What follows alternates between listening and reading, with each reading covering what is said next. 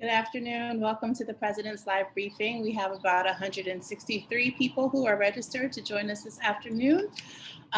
Just a reminder to place your questions in the Q&A box, please, instead of raising your hands. And with that, I will turn it over to Dr. Lemons. Thank you, Yoshanda, and good afternoon. Thanks for joining me and Vice President Rene Rotolo for this live briefing. By way of update, we are continuing to plan for the fall term, and we are just beginning the process with the re-entry committee, which is chaired by Vice President Rotolo, to modify our existing plan so that we are going up to 50%, possible 50% occupancy on campus in the fall. The reality is, looking at our course schedule, we will be below that for the fall in terms of being on campus presence. But that's what we're planning for. And we also have the re-exit committee that is meeting to monitor and to be prepared should we need to do something like we did last March. We have a number of things that we're working on to support the fall term because we know it's going to be different from what happened every term before COVID and what happened this last year while we've been remote. So we're going to be somewhere in the middle. We're going to have in-person, we're going to have hybrid, and we're going to have fully online courses. So we're going to have a mix which is going to be very different than what we've ever had as a college. And one of the things that we're doing is we're making plans to prepare classrooms, and we should have a number of HyFlex classrooms available for teaching so that we will have partially in-person and partially remote classes that will be possible, but we'll have the technology to support that, which is a very different kind of environment than we've really been in ever. And part of what we're doing to support that is we're setting up the soft infrastructure to support it. That is the support persons, both staff, but also paid students who will be trained and will be able to help faculty to work into this HyFlex environment and make it successful in the fall. So there'll be more of that, more information about that will be coming out as we continue through the rest of the spring term and into the summer and prepare. And one of the things that will be happening is there will be more training opportunities again. We'll be working on that, and the Cuny Central Administration's also working on that.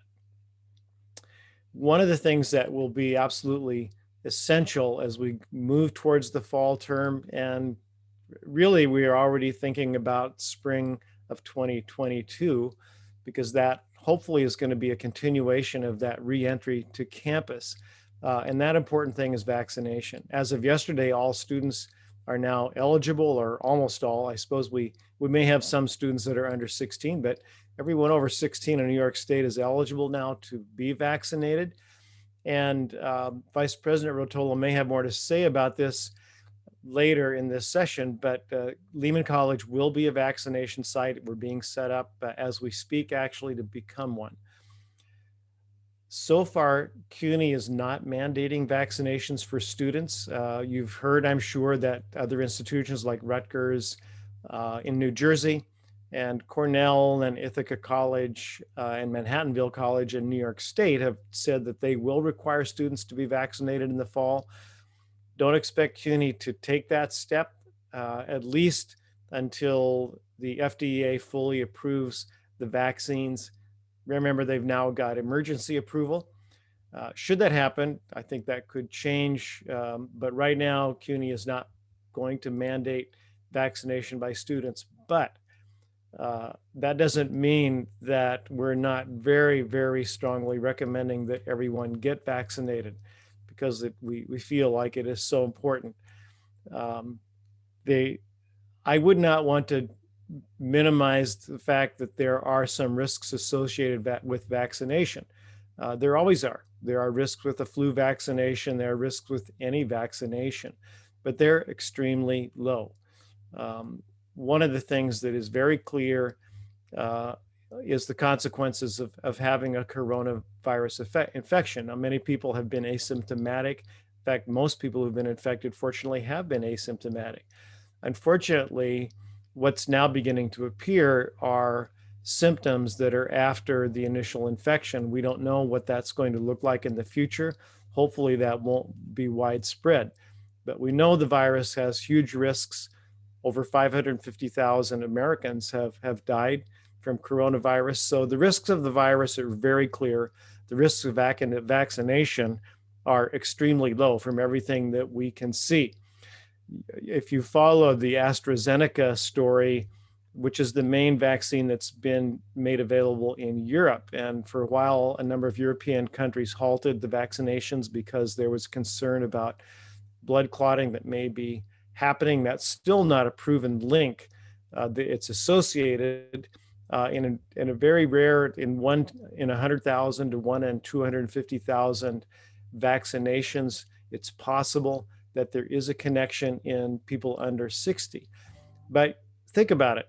Of course, nobody really wants to take a 1 in 100,000 or 1 in 250,000 possible risk, right, of something adverse happening like that. But I suspect that most of us have quite routinely gotten onto airplanes and flown to wherever it is we wanted to go. You may not realize it, but the risk of getting on an airplane for having a clot is 1 in 5,000. So 1 in 5,000 for the routine trips that we're taking, which don't really usually have to do with saving our lives. So even if the risk of a clot with AstraZeneca's vaccine is 1 in 100,000 or 1 in 250,000, somewhere in that range, obviously that risk is exceedingly lower than risks that we are routinely taking without even thinking about it. So again, I think there's no question you need to get vaccinated. We all need to get vaccinated. So please do that when you get an opportunity. Right now, in theory, almost all of us have that option. It's a matter of scheduling. So do it. It's essential. It's essential for us to have the fall term that we want to have and for the following spring term. The state budget is all but approved. The legislative parts of that are done. It's not signed into law as far as I know yet. Perhaps that's happened in the last hour or two. It's a historic budget. It's a $212 billion budget, which is $18 billion or 10% more, $18 billion more than last year's approved budget. And it's a 10% increase in what the governor had originally proposed in the executive budget. So it is actually so different from what we were anticipating just 4 or 5 months ago that it's really a little hard to take it in. There was a 5% reduction in our baseline budget that had been planned for this coming fiscal year. That's been rescinded. There will not be a reduction like that. And so it's pretty much a flat budget as a base budget from the budget that was approved before any reductions last April. There is a $500 increase in the maximum TAP award. And that's the first increase actually since 2014. And that increase was only around $100. So it begins to close the TAP gap. Also, though, it has language, very importantly, that in the subsequent 3 fiscal years, in equal proportions, the TAP gap will be closed, so that by fiscal year 25, the TAP gap is supposed to be gone. And that's important because this year, there will be an extra $23 million that will be coming through the TAP program. And then each subsequent year, more will be added up to the current around $80 million that the TAP gap is in the current year. So that's really good news. That's something that we've all been working at for a long time to get the legislature and the governor to agree to. And fortunately now they have. The tuition increase has been frozen for Cuny and SUNY for 3 years through fiscal year 24. That's a good thing for students, for sure. For the university, that creates budgeting challenges because that's a $30 million loss in revenue this coming year, which will become a $60 million loss in revenue the following year, and then a $90 million loss in revenue when we get to fiscal year 25. So it's good for students, and it's good that the TAP gap is going to help with that to some degree, because that's a budget correction that doesn't cause students to have to pay more. But it doesn't, in the end, if you put the two together, closing the TAP gap and not raising tuition, then we're kind of back at square one, or actually we're about $10 million behind. So it's good news budget compared to what we were fearing it would be. It's not a good news budget in terms of where we were before COVID and the trends, that the long-term trends. One of the good things for students is it holds students harmless for COVID-19 related reasons that they might have lost financial aid. So that's a very good thing for many students who've been impacted by COVID in one way or another. It also has a $15 a month stipend for low-income households for broadband, also something that's going to be good for many of the families of our students. There's $5 billion in the budget for rent relief, about $2 billion of that for excluded individuals, mostly undocumented. That's another $2 billion roughly, and for small business relief. And those are actually, although those aren't directly to our budget, those are really important items that are going to benefit our students. So it's indirect, but it certainly is a benefit. And one of the great things that I learned 2 days ago is that Lehman also will get $835,000 in a line item for our student learning center that we want to develop in the old gym. That's something that I had lobbied for, and it seems to have appeared in the budget, which is great. So to summarize, if we want to think about the budget, we can look at it two ways. I think mostly we should be relieved because we're in so much better position than we thought we would be. We're not facing a budget cut per se, and we've had the TAP gap looks like it's going to be finally addressed. The downside of the budget, the over $3 million that we already have to face in terms of mandatory cost increases from last year are not covered, nor will they be covered in future years, at least if this is the way the budgets will continue to be. So every year, the costs of the mandatory cost increases, which are fringe benefits, will be increasing without any increase in the state budget to compensate, which means that money has to come from somewhere else in our budget. Just to give you an idea, for all of Cuny, the fringe costs are $870 million a year. So the mandatory increases are about $40 million a year. That's what they'll be in the next fiscal year. That's not covered. So that's essentially a cut of $40 million from our budget after everything else happens that I've told you about. So it still leaves us in a difficult position. Lehman College is in, fortunately, a good position with a healthy fund balance going into next year to help address that. But we also are going to have to continue to address that in coming years with no other source of funds to do that other than our fund balance at this point. So longer term, the budget situation is still challenging, but of course, when isn't it still challenging at Cuny? So I think we should look at this as the glass is really half full, and we will continue to do what we've done really well at Lehman College, which is to both mind our revenue and mind our budgets and be prudent about the way we do things. So with that, I'd like to turn to Vice President Rotolo, who may have more to add on the budget or may have other things that she would like to tell us. Thank you, President Lemons. Good afternoon, Lehman College. I'm finding you all well. It's good to be back and seeing you again. I haven't been here for a while. On Friday, I was on campus. I was meeting with representatives from the New York City Mayor's Office of Emergency Management and other New York City agencies to talk about the vaccination site or the potential vaccination site at Lehman College.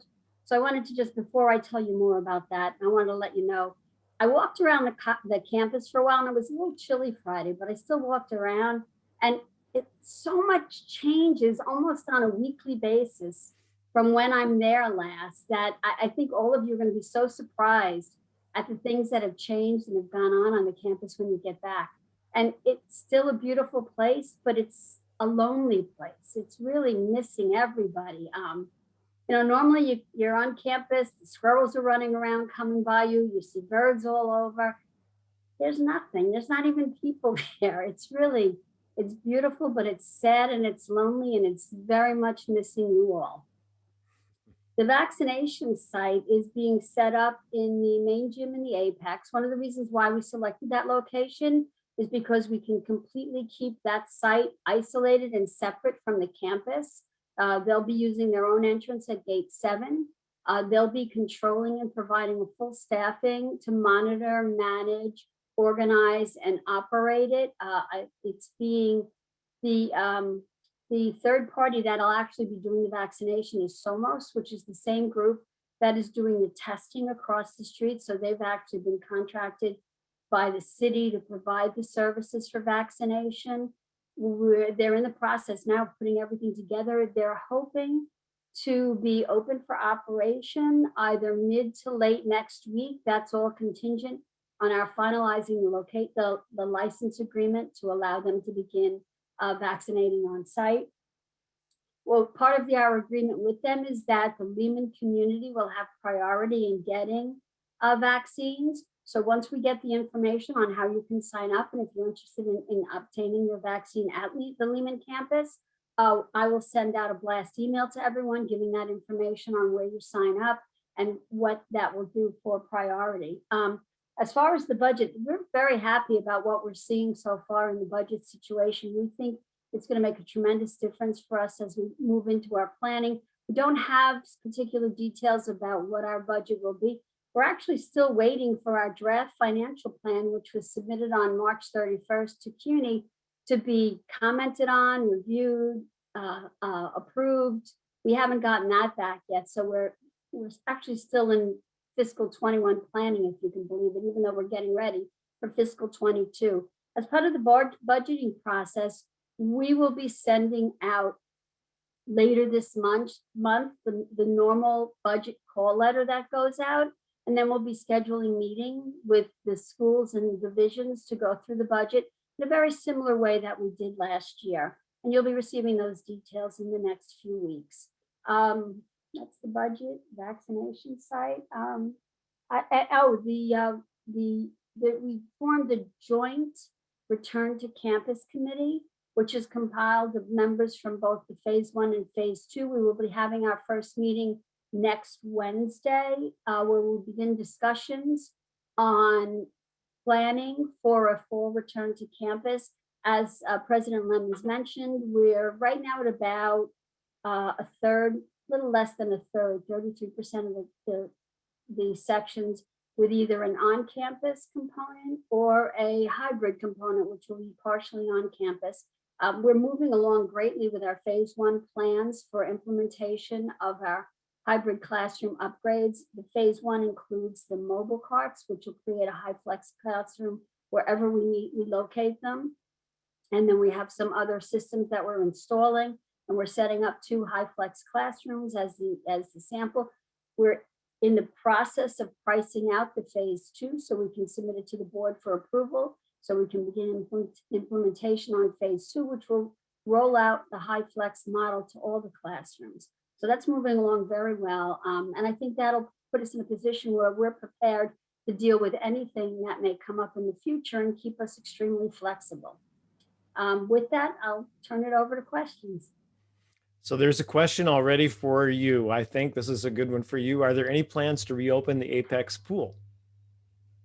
Actually, there is a plan that from both central office and from the Apex that has to go through the review process. So the answer is yes. I just can't say exactly when yet.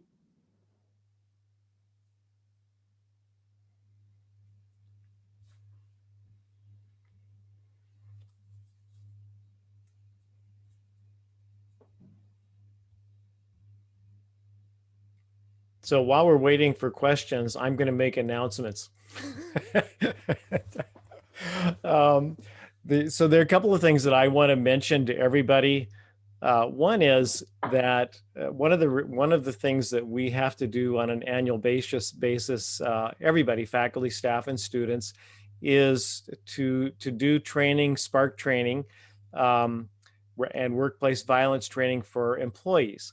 And the deadline for getting that done is this summer. But that is for faculty and staff. For students, it's different. But what we really are trying to encourage everyone to do is to get that training done now so that we don't end up right at the end, close to the deadline, still trying to convince everyone to get that done. It's very important.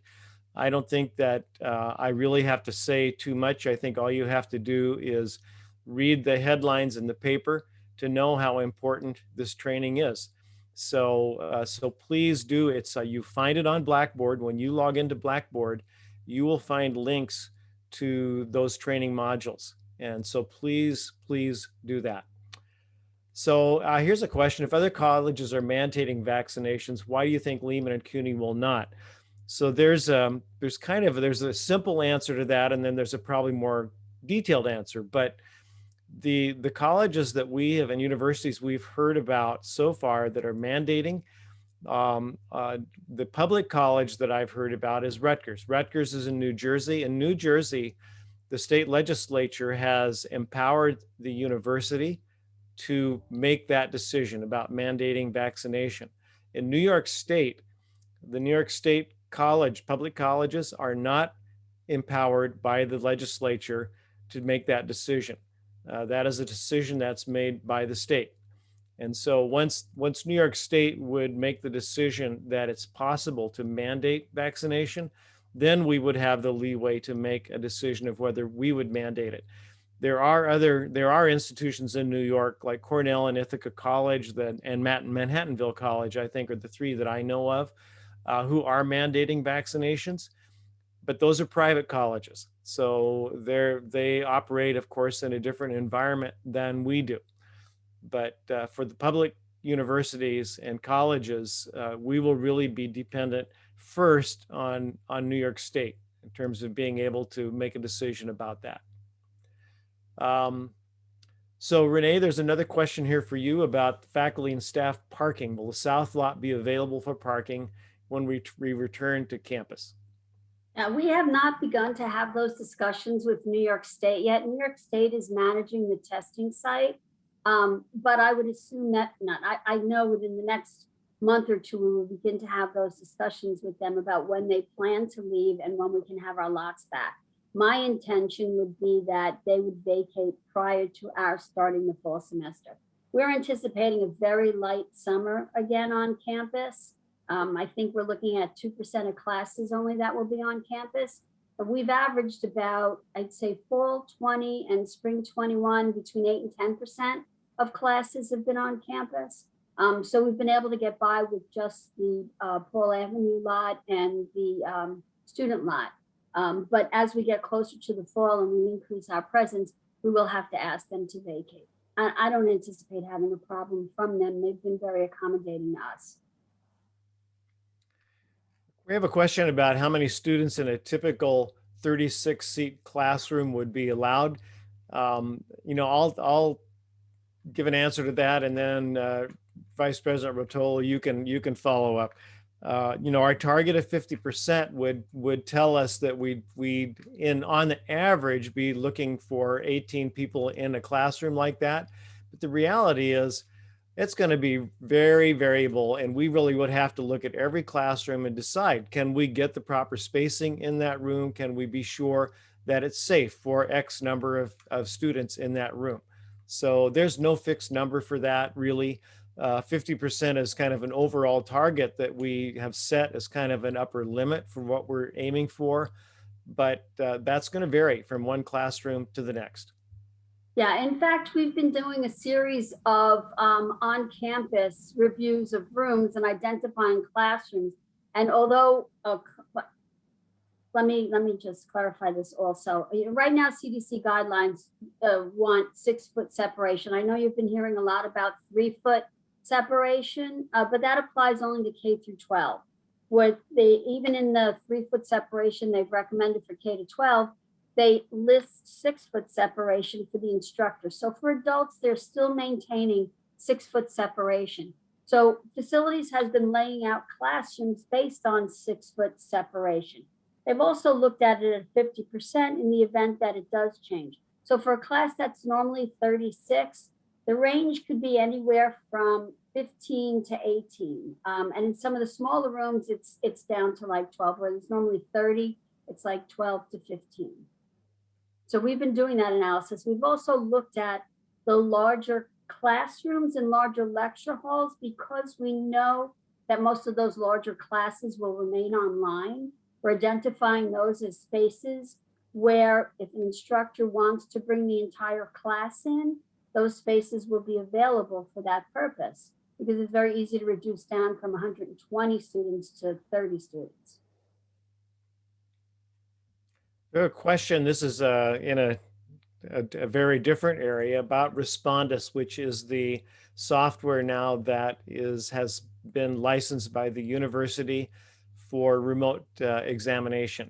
And the question is that you've been told that you can't require students to use it. So we're bringing Respondus on in the middle of a term. And what that means is that you cannot require students to use Respondus. You can't use it for grading purpose, exam purposes for grades that count this term. If you're going to use Respondus, it has to be indicated in the course syllabus, which should be available to students ahead of the beginning of the term. So it needs to be in the syllabus so students know that that will be a method of examination. So you can use it this term. Actually, I think you'd be encouraged to use it if you anticipate using it in the summer or in the fall as a way to just get some experience with it. And if you can use it in a formative way in assessment and examination, you can do that. But you can't use it this term for grades that count for assessments that count towards the grade. So this one's back to you, Rene. Has there been environmental analysis of the ventilation in classrooms? We're actually beginning that process now. Cuny has retained the services of a firm that specializes, their industrial hygiene firm that specializes in that. They created a spreadsheet that they sent to us. We filled in the information. We told them about the areas that we would like them to address. We've sent it back. This just happened over the last week, so we have not had any further interaction with them about it, but we expect to be hearing from them in the very near future and addressing some of those areas that are concerned.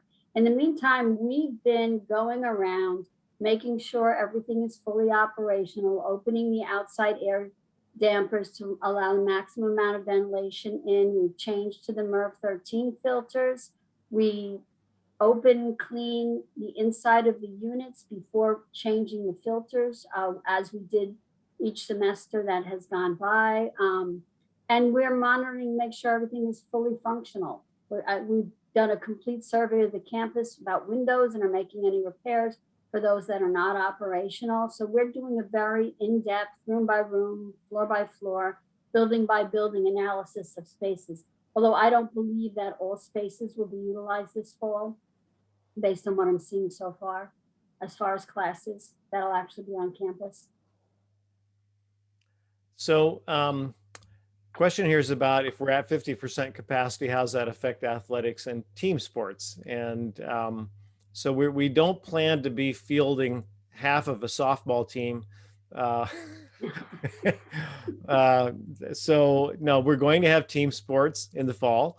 Those sports are going to be outdoor sports.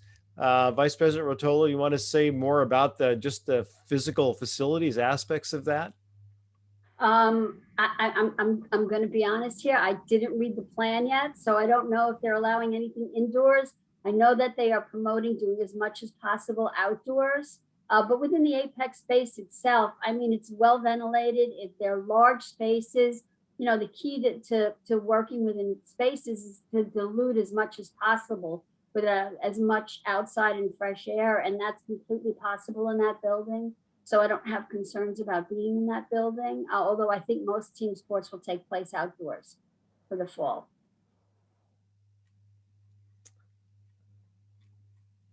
There's a question about the community around us having really been impacted very severely by the pandemic, and all the different, referring, I think, to all the different consequences of that, including the financial consequences of that. Are there concerns about public safety, especially for night classes, that might be greater than they normally would be? You know, public safety has a program and a policy. If anyone feels that they have concerns, all they need to do is contact public safety, and public safety will escort them to the train station or to the bus stop, anywhere they need to go. And, you know, we're manning the area around the campus. Our cameras see everything in the parking lots, on the street, on the streets all around us, a little bit past us on the street as well. So I'm not really concerned. And again, if anyone is concerned, they do provide that escort service. Back to a facilities question here. In older buildings like Gillette, how will the air circulation be enhanced? Well, windows open is really one of the best ways to go. I mean, if you read anything in the CDC, in ASHRAE's guidelines, their guidelines are to get as much fresh air in as possible. And by opening the windows is the best way to get as much fresh air in as possible. The only time that they discourage that is if you're in an area where it has a high pollution count, but we don't have that problem on campus. So we, as I said, we've gone through, we've made sure all windows are operational. We will assist in opening windows if need be. But that's the best way to get fresh air in, is to open the windows. And most classrooms in Gillette have 3 or 4 large windows. And maybe you can also comment about, because we've heard this concern before about shared office spaces or spaces like that don't have windows, where we don't have a really good way to enhance the airflow. The first thing, and this is identified in our current plan, that'll just be increased to accommodate an increase in occupancy. But shared offices, there should be a schedule established where if 2%, I mean, if 2 people are in an office, you want to split it in half. So 1 in at a time. And that would be up to their supervisor, or if it's a faculty member, the faculty members coordinating their schedules. In rooms that do not have windows, we've ordered HEPA filtration systems. We've also ordered HEPA filtration systems with UVC lights in them. And we will be installing those in areas that do not have windows as an added way of filtering the air that's in the space. But again, most spaces, with the exception of the older buildings, and most spaces in the older buildings do have windows, most spaces also have a central ventilation system where we've opened up to the maximum outside air that's coming through, and we have HEPA filtration in the units. So here's another interesting facilities question for you. You talked about the lonely campus, but this is a comment about the fact that in the absence of humans, the wild animals have moved in. They actually haven't. Well, with some exceptions, but you know, I don't know if anybody's noticed this, but I've always noticed this. We have a hawk, a red-tailed hawk, that visits campus every spring and every fall. Well, without people there, he's had a feast. I mean, and unfortunately, I think because the squirrels didn't have access to all the food they normally have, they weren't as quick as they normally are. So I think that's why our population is a little bit lower, and the hawk has been there. But other than that, I have not seen anything else on campus. As a matter of fact, I don't even see squirrels when I'm there, which is really odd. So no, I don't think the wildlife's taken over the campus. You know, I don't know if anyone's seen pictures, but we have those shadow dogs that we put out to even keep the geese away. So the geese haven't been on campus either. We have them on the ball field and we have them on in the quad. So how about library windows? Will they be open? How are we handling ventilation in the library? Well, the library has a new mechanical system. As a matter of fact, they just added, oh geez, and I'm going to get this wrong. All right, I'll have it for next time. But we installed new mechanical systems in the library as part of the upgrade, all new ductwork. And because of COVID, the Cuny Central decided to add another system to the mechanical system. And I don't know if it's a UVC light or if it's something else. I don't remember. I'm drawing a blank. So I will get back with that information. So it's a brand new system in the library. It's, you know, it's, and I think we'll try to figure out how to open windows safely. One of the problems in the library is they have these huge pivot windows that we don't want to encourage anyone to jump out of. So we have to be careful with those. We have to limit the amount they can open. So how about the cafeteria? And we know we have a new vendor. Yeah. Maybe you want to say a bit about that. Well, actually, they haven't been in touch with us yet, but we're expecting them to be in touch with us soon. Culinart is the name of the vendor. It's a Cuny-wide contract. I don't have details on how they're going to be serving in the fall. We are not going to be opening up the cafeteria for use other than, I would assume, a grab and go, because we can't promote, you know, we can't have gatherings of that nature of that many people together. So we're going to try to set up a lot of different places out on the campus where people can go to eat. And we're working out those details now. And that'll be part of the planning that the Return to Campus Committee will do as well. So I don't have details on the food yet because we haven't met with them yet. Supposedly, you know, from what I have seen reported, it will be a different food service than what we have. It will have more options. It's going to have low-cost options that we didn't have before. And, you know, I think that overall, from what I've been able to see, we should see some improvement in some things with the new vendor, but we have to see, and, you know, we haven't seen a lot of details yet. Yeah, well, this is a much larger company that does just this. They do food service in schools of K through 12 and higher ed. This is what they do. Yeah. There was a question about, I mentioned the $835,000 in funding that's from what's been reported to me is in the budget that got approved. And the question is about it's for a learning center in the old gym. It's a project that's actually been under planning for, Rene, you would know, I don't know how many years, but a few years. Since we started talking about the ACE program coming to campus. Yeah, so that's how long? 3 years. And it's a student study center that is set up for group learning, group workshops together, different areas to facilitate student groups learning. Yeah, we had called it the Center for Student Success. Yeah.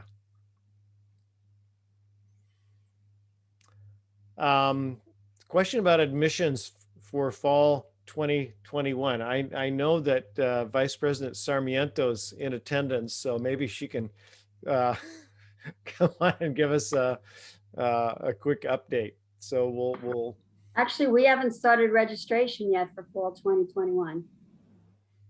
So we're I don't know if we're there's a much we little can behind. say about it. You know, I understand where the question is coming from, because there's a lot of concern about the fall term after what we saw in the spring, but also just nationally, you've probably seen that there have been, particularly at community colleges, there have been really large declines in enrollment, going to up to, I think nationally, it's around 10 to 12%. decline in community college enrollment, and Cuny certainly has seen that too.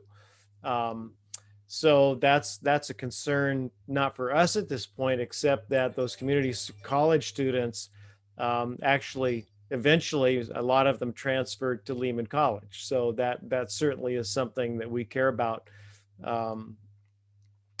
And so, you know, we obviously are concerned, and we're going to be doing everything we can to recruit students and make sure that our enrollments are strong. So I think Vice President Sarmiento maybe is enabled to get on and say something if she wants to.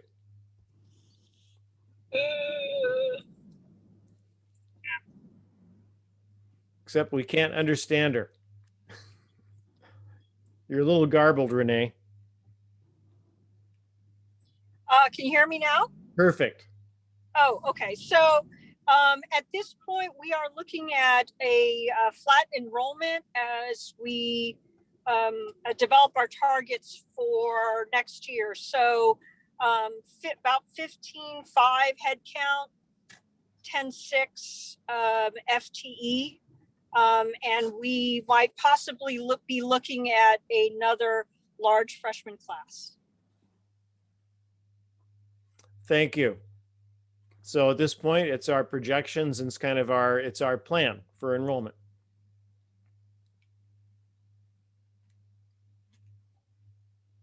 So how about summer registration? Summer registration has begun. Last time I checked, we had 700 students registered. Yeah, and when I compared it to this time last year, it's a little behind where it was last year, but I don't know. I think we'll start to see, we'll catch up. Yeah, we have a robust campaign going out as early as Monday to keep reinforcing deadline dates and class offerings. Thank you, Rene, for that spontaneous report there.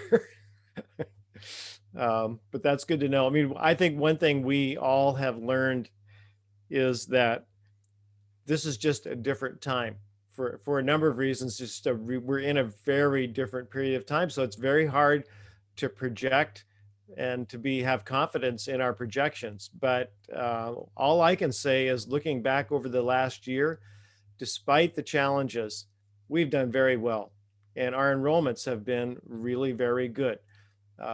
We know that one of the biggest challenges has been students' ability to pay their tuition, and that's really been a challenge. But we have done, I think our enrollments have been very strong. I think they're stronger than I thought they might be, and so I think, you know, I have to, you know, that again is due to a lot of hard work on the part of many people, Vice President Sarmiento and the whole enrollment management team, and everybody who helps on those calling days, who gets on the phone and calls, because that really makes a difference. And I imagine we'll be doing that again. So, you know, keep helping out, because that really helps.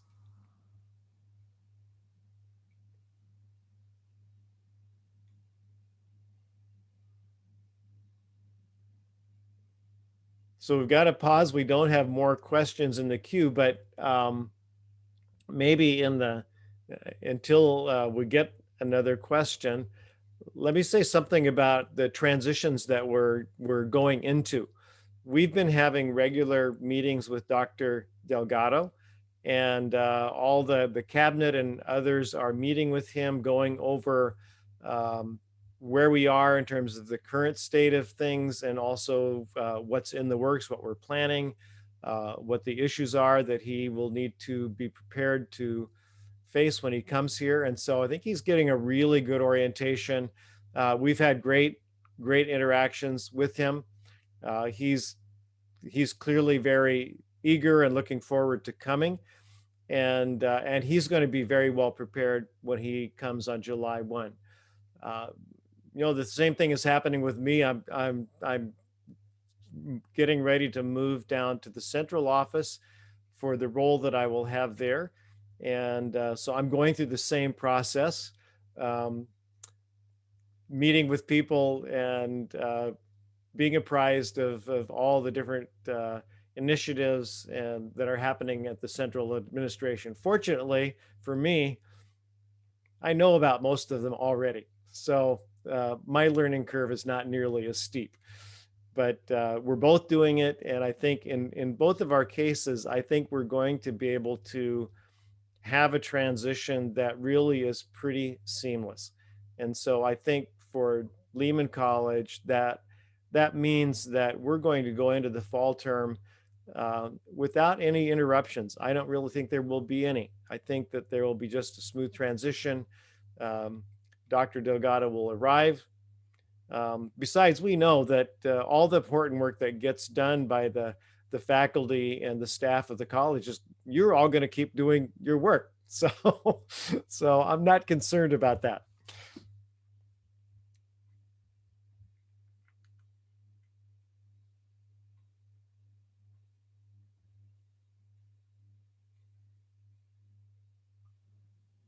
So So we're maybe waiting we've for some exhausted more everybody's- questions. No more questions. I've come in. So, maybe we've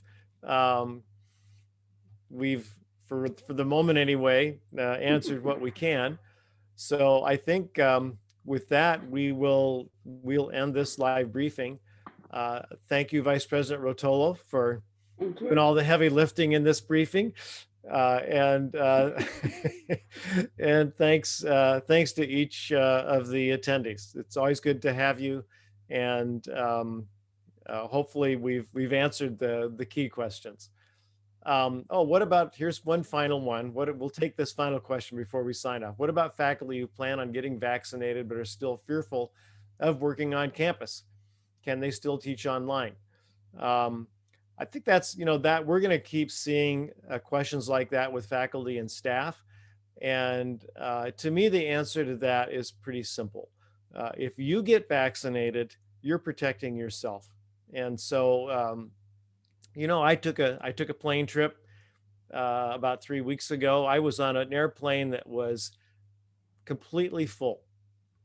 And I can't say that I really felt happy about that, but I was fully vaccinated with my last shot about a month before I took that trip. And I had no concerns whatsoever. I wore double masks and did that all the way through the terminal and on the airplane. And I know for sure, I'm certain that I was exposed to people carrying coronavirus. I know just because of the odds of that was bound to have happened. At the same time, I didn't really have any concerns because I know from the data already, I'm not going to get sick. It's possible that I could be infected by a virus. We know that can happen after you've been vaccinated, but we also know that the vaccines that we're using now are virtually 100% in terms of keeping people out of hospitals and preventing mortality. So I'm not worried, and faculty and staff should not be worried. If you're vaccinated, if you're fully vaccinated, and we're taking the precautions that we've already talked about today in terms of maintaining space on campus, keeping ventilation where it needs to be, and all those other precautions. Obviously, masking, everybody will be wearing masks in the fall without exception. And everybody is going to hopefully do the same things that we've been doing all along in terms of hand hygiene. We do those things, you're going to be safe if you're vaccinated. So that really is not a reason not to come to campus, because we're going to have the environment set up in a way that for a vaccinated individual, there's just not risk. And so I don't think that is going to be a concern. So that doesn't mean you won't be anxious. We can all be a little anxious. I can't say that I wasn't a little anxious sitting on that airplane. Mostly though, I was just kind of annoyed at people who were skirting the rules. Yeah.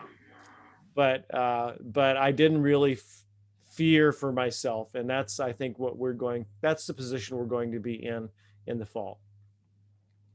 Will we hold convocation on campus this year? I think the plan will not to be have an in-person convocation. We haven't really talked that through yet, but my guess is that we will probably not, but we'll see. If we have any form of in-person convocation, we would not be able to do it at all in the way we ordinarily do it. The spacing, the capacity would be way lower than we ordinarily do. And when I think about it that way, I think, why would we want to do it that way? Because then we would be excluding participants. But that's something we have yet to really determine for sure. So following on what I said, how are we going to enforce wearing masks? Do you want to respond to that? So, I think it takes the entire college community to do that. If you see someone who's not wearing a mask, if you don't feel comfortable saying anything to them, we have an email address you can send information to, and that'll be published. Or you can, contact public safety and let them know, and they'll respond. What I know from when we first returned back after being off last March, it takes a little while for everyone who hasn't been on campus to get used to the fact that they have to wear it all the time. So they sometimes, inadvertently think they're outside and they can take it off, which we've even insisted that it stay on outside as well.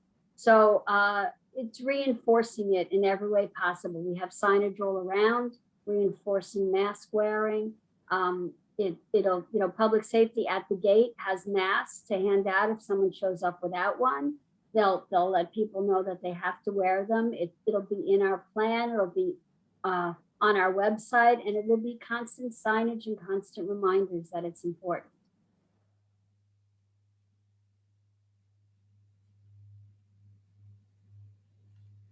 Okay, so I think we really have gone through our questions. So again, thanks to each of you for joining us today. Have a good rest of the afternoon. It's really a beautiful spring afternoon. I hope you can get out and get a little of this spring air. That's what I hope to do. And have a good end of the week. Stay well, everyone.